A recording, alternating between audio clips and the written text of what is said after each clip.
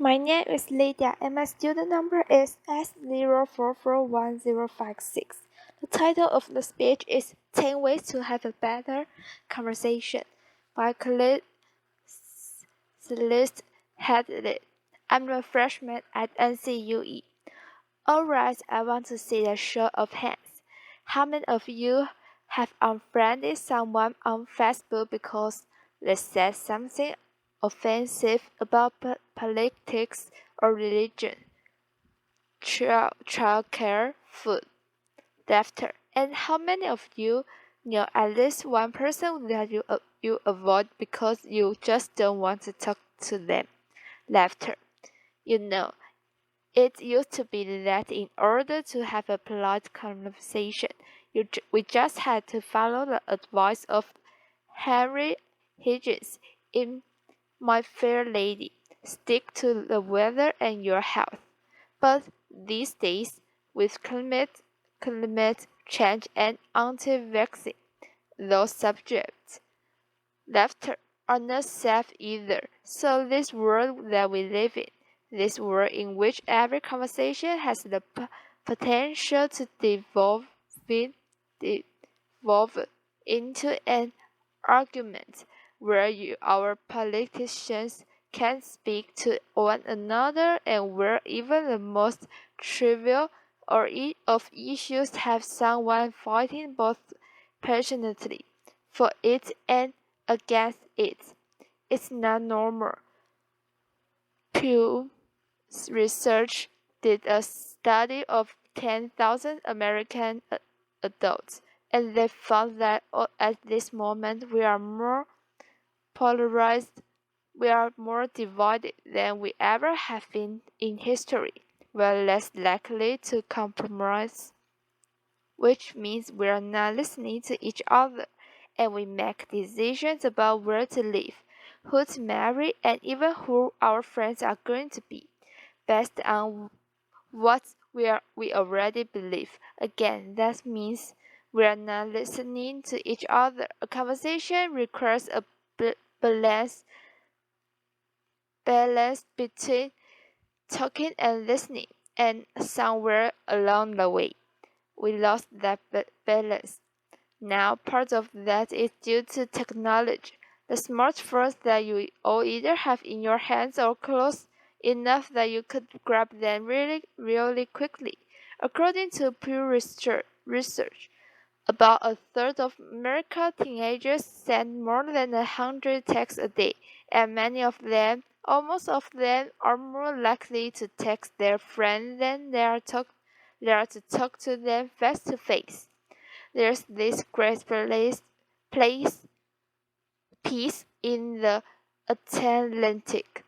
It was written by the high school teacher named Paul Burnwell, and he gave his kids a communication project. He wanted to teach them how to speak on a specific subject without using notes, and he said this: I came to realize laughter.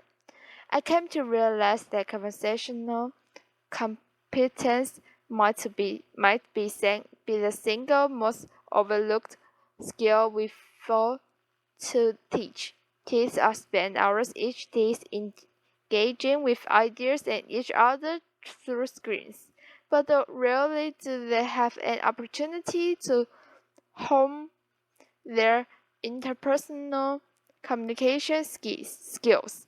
It might sound like a funny question, but we have to ask ourselves, is there any 21st century skill more important than being able to sustain coherent, confident conversation? Now I make my living talking to people. Nobel Prize winner, truck drivers, billionaires, kindergarten teachers, heads of state, plumbers. I talk to people that I like. I talk to people that I don't like. I talk to some people that I disagree with deeply on a personal level, but I still have a great conversation with them. So I'll spend the next 10 minutes or some teaching also teaching you how to talk and how to listen. Many of you have already heard a lot of advice on this. Things like look the person in the eye, think of interesting topics to discuss in advance, look, nod, and smile to show that you're paying attention. Repeat back what you just heard or summarize it. So I want you to forget all of that. It is crap. Laughter. This is no reason to learn how to show you're paying attention if you are in fact paying attention. Laughter. Applause. Now I actually use the exact same skills as a professional interviewer that I do in regular life, so I'm going to teach you how to interview people. And that's actually going to help you learn how to be better conversationalist. Learn to have a conversation without wasting your time, without getting bored, and please goes, without offending anybody. We've all had really great conversation. We've had them better. We know what it's like, the kind of conversation where you walk away feeling engaging and inspired, or where you feel like you've made a real connection or you've been perfectly understood. There is no reason why most of your interactions can't be like that. So I have 10 basic rules. I'm going to walk you through all of them, but honestly, if you just choose one of them and master it, you're already enjoying better conversation. Number one, don't multitask. And I don't mean just set down your cell phone or your tablet or your car keys, whatever is in your head. I mean be present. Be present, but be in the moment. In that moment, don't think about your argument you had with your boss. Don't think about what you're going to have for dinner. If you want to get out of the conversation, get out of the conversation, but don't be half in it and half out of it. Number two, don't pontificate. If you want to state your opinion without any opportunity for response or argument or pushback and or growth, write a blog. Laughter. Now there's really good reason why I don't allow pundits on my show, because they're really boring. If they're conservative, they're going to hate Obama and food stamps and abortion. If they're liberal, they're going to hate big banks and oil corporations and Dick Cheney. Totally predictably. And you don't want to be like that. You need to enter every conversation assuming that you have something to learn.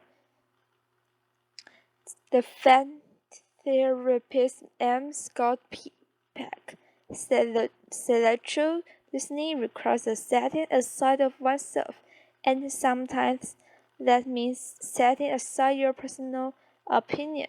He said that sensing this acceptance, the speaker will become less and less vulnerable and more likely open up in the inner recesses of his or her mind to the listener. Again, assume that you have some time to learn. Beyond it, everyone you will ever meet knows has something that you don't. I put it this way, everybody is an expert in something. Number three, use open-ended questions. In this case, take a cue from journalists. Start your question with who, what, when, where, why, or how. If you put in a complicated question, you're going to get a simple answer out. If I ask you, were you terrified? You are going to respond to the most powerful word in that sentence, which is terrified. And the answer is yes, I was, or no, I wasn't. Were you angry? Yes, I was very angry. Let them describe it. There were ones that no. Tried asking them things like what was that like? How did that feel? Because then they might have to stop for a moment and think about it. And you're going to get a much more interesting response. Number 4, go with the flow. That means thoughts will come into your mind and you need to let them go out of your mind. We've heard interviews often in which a, a guest is talking for several minutes and then the host comes back in and asks a question which seems like it comes out of nowhere or it's already been answered. That means the host probably stopped listening 2 minutes ago because he thought of this really clever question, and he was just bound and determined to say that. And we do the exact same thing. We're sitting there having a conversation with someone, and then we remember that time that we met half Jackman in a coffee shop. Laughter, and we stop listening. Stories and ideas are going to come to you. You need to let them come and let them go. Number 5, if you don't know, say that you don't know. Now people on the radio, especially on NPR, are much more aware that they are going on the record, and so they are more careful about what they claim to and to be an expert in and what they claim to know for sure. Do that err on the side of culture. Those should not be cheap. Number 6, don't quote your experience with theirs. If they're talking about having lost a family member, don't start talking about the time you lost a family member. If they're talking about the trouble they're having at work, don't tell them about how much you had your job. It's not the same. It's never the same. All experiences are individual, and more importantly, it is not about you. You don't need to take that moment to prove how amazing you are or how much you've suffered. Somebody asked Stephen Hawking once what his IQ was. He said, I have no idea. People who brag about their IQs are losers. Laughter, conversation, another promotional opportunity. Number 7, try not to repeat yourself. It's condescending and it's really boring. And we tend to do it a lot, especially in work conversations or in conversation with our kids. We have a point to make, so we just keep rephrasing it over and over. Don't do that. Number 8, stay out of the week. Frankly, people don't care about the years, the names, the dates, all those details that you are struggling to come up within your mind. They don't care. What they care about is you. It's you. They care about what you like, what you have in common. So forget the details. Leave them out. Number 9. There is not the last one, but it is the most important one. Listen, I cannot tell you how many really important people have said that listening is perhaps the number one most important skill that you could develop. But House said, and I'm paraphrasing, if your mouth is open, you are not listening. And Calvin Coolidge said, no man ever listened his way out of a job. Laughter. Why don't we not listen to each other? Number 1, we'd rather talk. When I'm talking, I'm in control. I don't have to hear anything I am not interested in. I'm the center of attention. I can bolster my own identity. But there's another reason we get distracted.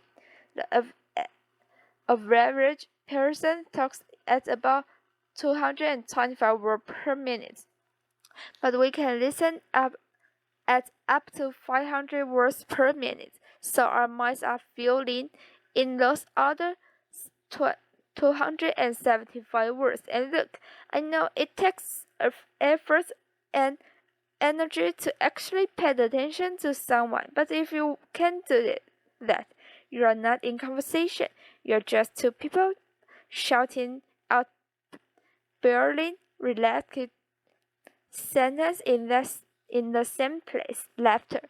You have to listen to one another. Stephen Covey said it very beautifully. He said, most of us don't listen with the intent to understand. We listen with the intent to reply. One more rule, number 10, and it's this one. Proof. A good conversation is like a mini skirt, short enough to retain interest, but long enough to cover the subject. My sister. Laughter. Applause.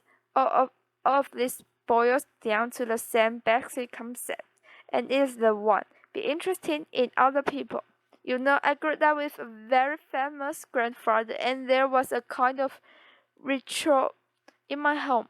People would come over and talk to my grandparents, and after they would leave, my mother would come over to us and she'd say, "Do you know who that was?" She was the runner-up to Miss America. He was the mayor of Sacramento. She won Pulitzer Prize. He is a Russian ballet dancer, and I kind of grew up assuming everyone has some hidden, amazing thing about them. And honestly, I think it's what makes me a better host. I keep my mouth shut as often as I possibly can. I keep my mind open, and I'm always prepared to be amazed, and I'm never disappointed. You do the same thing. Go out, talk to people, listen to people, and most importantly, be prepared to be amazed. Thanks. Applause.